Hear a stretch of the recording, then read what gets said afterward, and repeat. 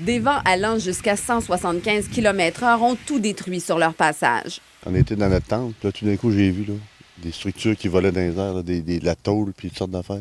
Le garage est parti de là-bas, puis s'est ramassé ici en avant, près du lac. Là, l'auvent arraché, la roulotte est percée. Au camping Lac aux Sables, une dizaine de roulottes ont été endommagées. Celle-ci sera irrécupérable. Le toit est défoncé.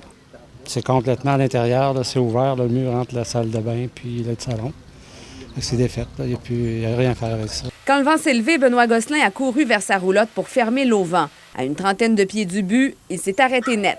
La grosse rafale de vent a arraché la roulotte, l'autre bord de la rue, pour venir s'encastrer dans ma roulotte. J'ai arrêté tout ça là, j'ai reviré de bord, puis là, j'ai été chercher mon gars qui était caché sur le camping, plus loin dans le bloc sanitaire, là, pour se protéger de ces vents-là. 900 personnes ont dû être évacuées. La plupart sont allées chez de la famille. D'autres ont convergé vers un centre d'hébergement d'urgence. On avait déjà des génératrices sur place et puis les gens, on a au moins on les a donné le minimum là, pour les réconforter. Au lendemain du passage de la tornade, plusieurs étaient encore sous le coup de l'émotion.